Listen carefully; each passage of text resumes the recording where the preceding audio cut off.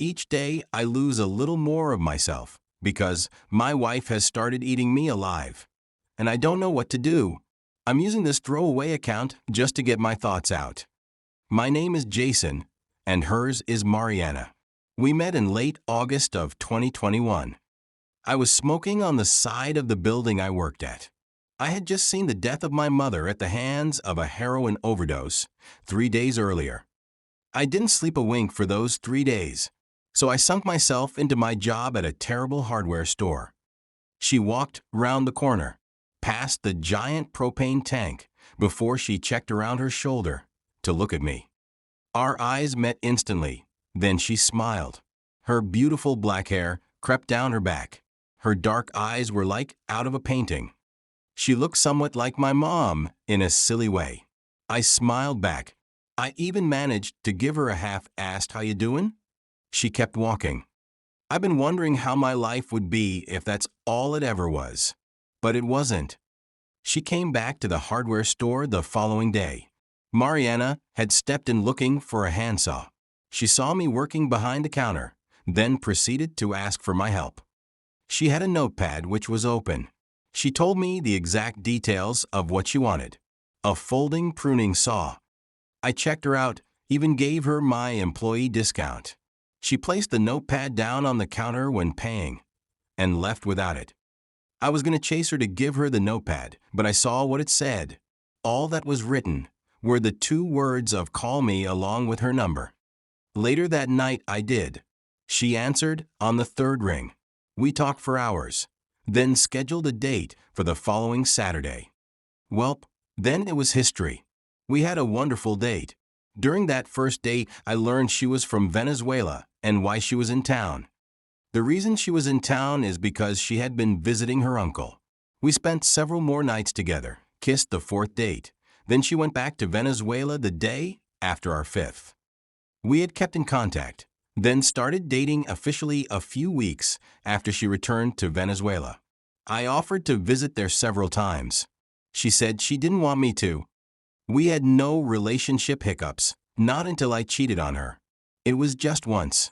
I had gotten used to sexual polygamy because of the relationship with my ex-boyfriend. I should go into more detail on him, but we'll leave it at this. He didn't love me, just used me for money along with my unconditional love for him. At least he used me for that until he left me for another guy. He wanted an open relationship, so I had gotten used to that. Maria said she had forgiven me. I don't think she ever had. She managed to visit the U.S. again. Then her visa was extended, so she could move. This was all to the chagrin of her mother, who never wanted her daughter to leave, let alone for a gringo like me. Her mom said I would never understand their values. I never met or spoke to Maria's mom. We got married early 2023, March 5th in specific. She was lucky enough to get her green card back in September. At this time, I had switched jobs to a professional kitchen as a line cook. Her uncle gave her a job at the company he owned. Soon enough, I was able to switch from working full-time to working part-time. Then I could give Maria my undivided commitment as a house husband of sorts. We're both young. I'm 33, she's 31. I was able to re-engage in my interest with the guitar. One autumn evening, I played it for Maria. I failed a lot, and she didn't judge me for it. Understood my nerve damage. She always called me pretty, never judged me for the mistakes I made because of the nerve damage in my arms, or the scars that caused them. Back in November, Maria had asked me about Thanksgiving and what the meal plans were. I told her I'd make whatever she wanted. She said all she wanted was me, and gently hugged me from behind, then kissed my cheek. A couple of weeks later, about the 14th, she had asked me randomly, "Have you ever wanted to eat anyone?" I responded no, then asked if she wanted to. "Yes, I do." "Want to eat me?" My sarcastic tone picked up. "Would you let me?" "If you asked nicely." We both giggled like baboons.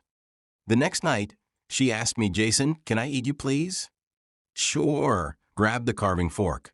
I smiled, then went to look at her, yet her face was bare with no emotion. Maria. Jason, I want to try eating someone, and you said you'd let me if I asked nicely. I felt a bit confused by this statement. I wanted to make a joke but couldn't. My eyes fell to the floor, only to rise back to her face. I was going to say no but couldn't. I'd do anything for her. I needed her more than anything. When I wouldn't be able to see her because I was at the kitchen or she was at her job, I wouldn't be able to feel my face. I wanted to ask her uncle for any job positions at his company, but she never let me meet him. I didn't care to fight for it. I'll take a bath and cut off some of the dead skin from my foot for you, okay? She nodded. I went upstairs, where I drew myself a bath. I grabbed my safety razor and unscrewed the blade from it. After soaking in the hot water for a while, I carefully cut off the dead and hard skin from my heel. I didn't do anything too fast or too deep. I took my time, and by the time I was finished, both of my heels were bare, red, with small slivers of calluses. I kept them on the outside of the tub. I drained the water and dried, then clothed myself. I took the chunks of dried skin and made my way back down to the kitchen. There Maria was waiting, right where she had been when I entered the tub. I went over to the stovetop. I quickly pulled out a Teflon pan that I put on a coil. I placed olive oil in the pan, then laid the dead foot skin in the oil. I didn't turn on the heat yet. I knew the bits were going to be hard. I wanted them to be hot, not colored. That would make them too hard. I chopped a yellow onion into a fine dice and plenty of cilantro leaves as well. I took some small corn tortillas and microwaved them wrapped in wet paper towels. I then turned the stove on medium heat to start heating up along with cooking the bits of dead skin. I knew the Maillard reaction wouldn't occur before they were completely clean to eat.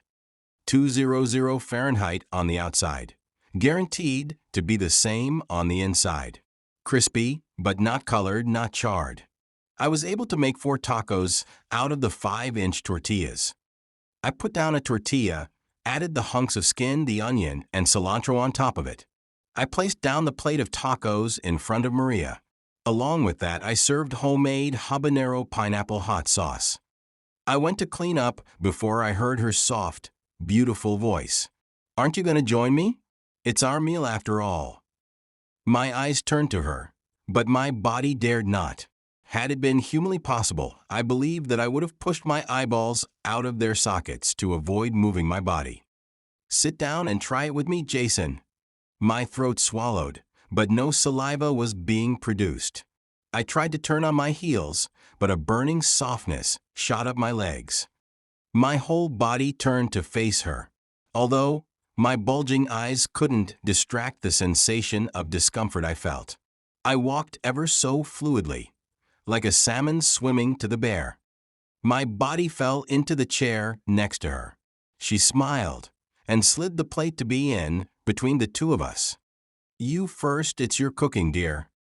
I sat up and gave her a weak smile. With coldness rising to my fingertips, I pinched and grabbed one of the 4 tacos, then bit into it. The initial flavor of the soapy cilantro and harsh onions that hit my palate, with the mealy texture of the tortilla to my tongue, was no match for what I felt next. My teeth struggled to bite through the hot flesh. My tongue seared. I tried to chew through my dead, hard, and stringy pieces of flesh that were from my heel. I sawed my jaw forward and back to try and cut up the almost mealworm-textured flesh. I couldn't bear to chew it again, so I swallowed it. The spiky rough ball of food fell down into my esophagus. I had wished it blocked my windpipe, but I was not lucky enough for that. I lowered the taco and looked at her. "You didn't try it with the hot sauce?" "Oh no, I couldn't. I wanted to leave a lot for you." "Don't be silly."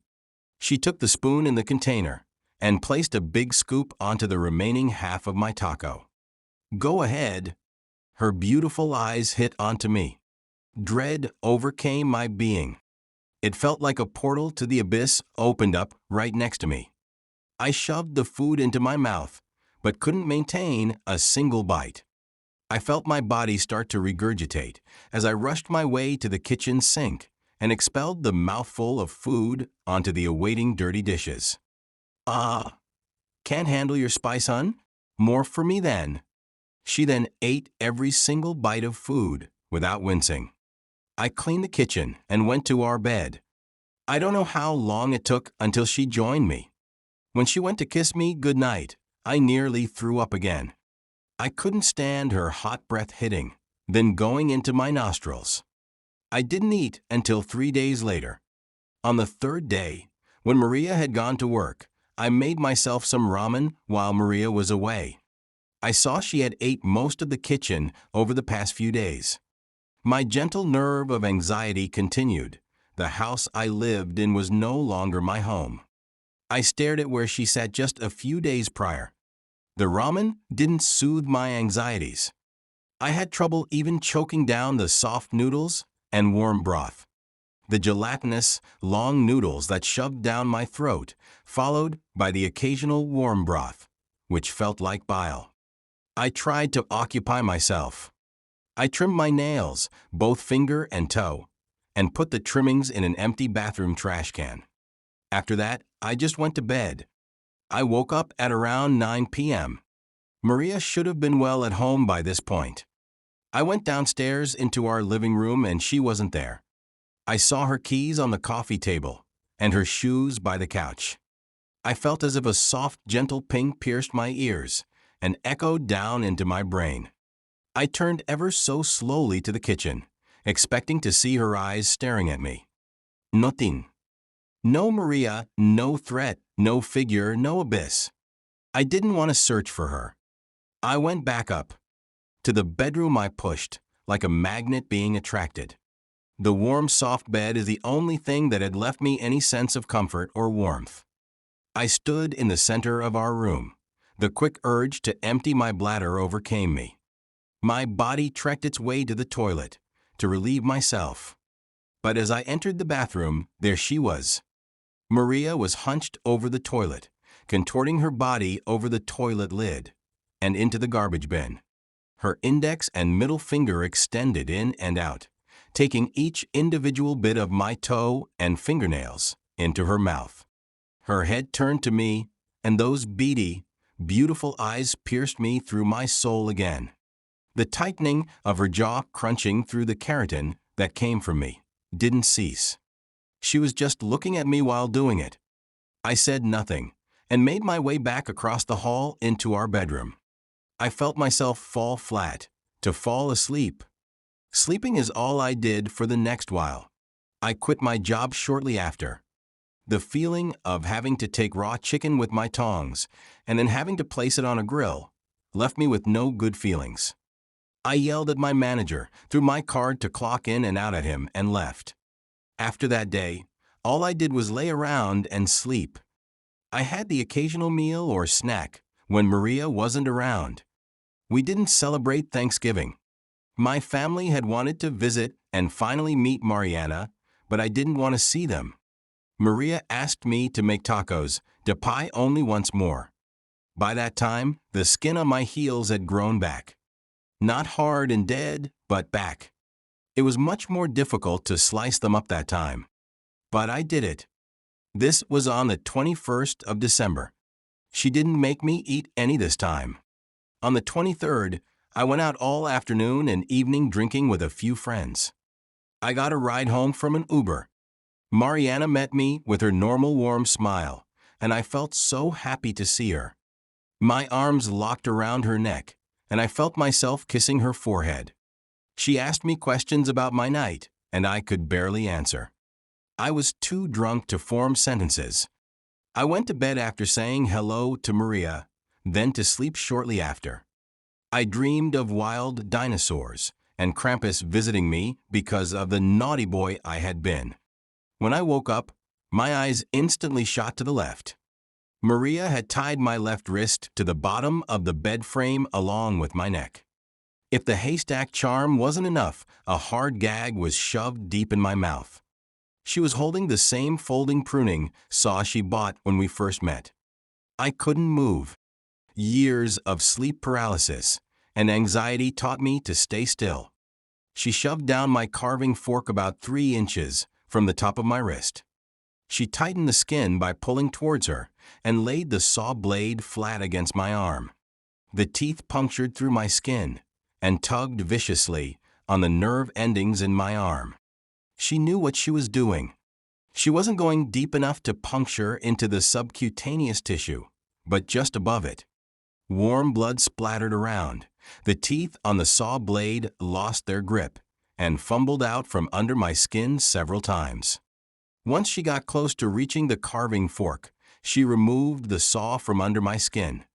The blade that was so perfectly polished and upkept for the past few years was now covered in crimson fluid.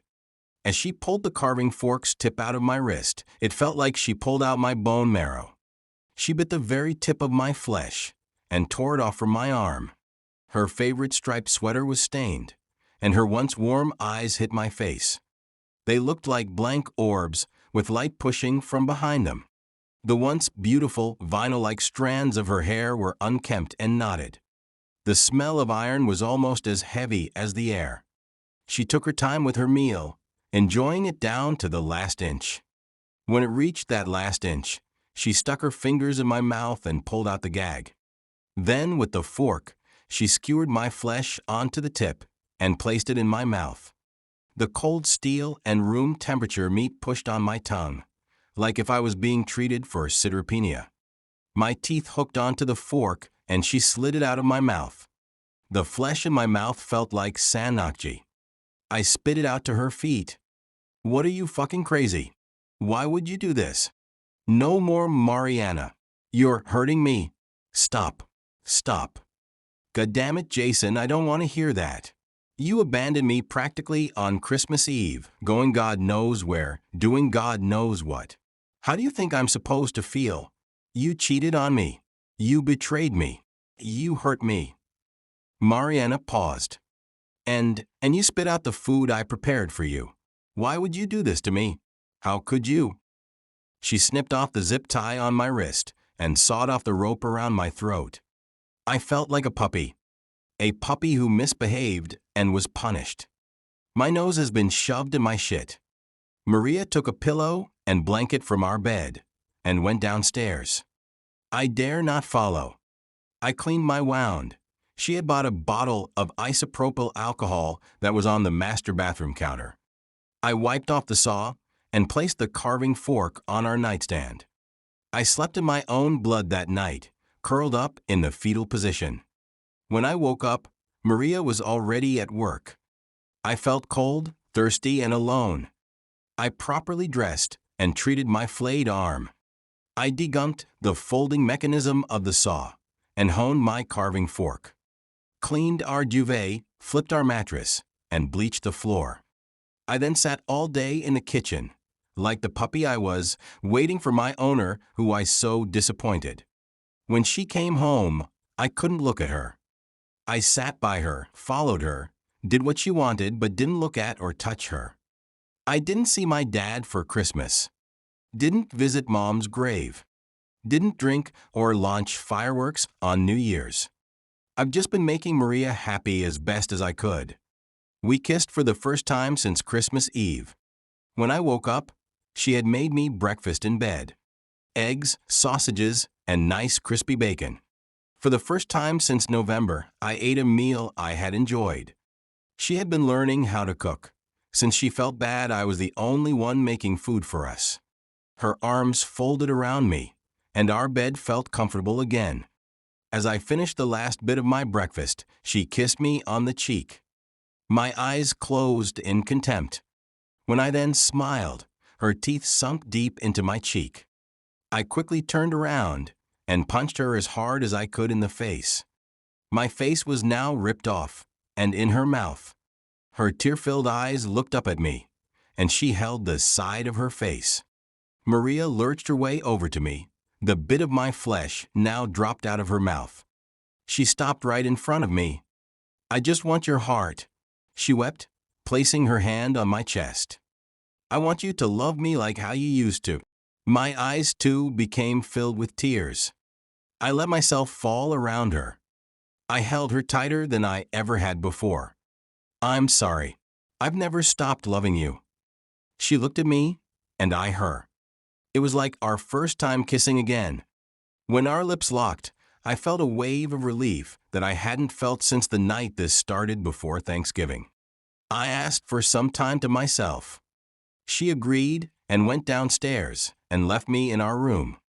This brings me to writing this. She hasn't forgiven me for cheating on her, and I haven't forgiven myself. My wife. I hurt my wife in a way I never wanted to. I have failed as a man and as a person. I don't want to see anyone else anymore. Not my family nor my friends, and certainly not hers. I just want to see her, to be around her. I do not want to die, but I know she'll be the death of me. I want her to get help, and not to go too far with this. Yet Mariana, my wife claims she wants my heart, but she's never given me hers. I can't lose her. She won't lose me. But I don't know how to assure that. Only a few ideas are creeping through my mind and holding my soul hostage. My wife has started eating me alive, and I don't know what to do.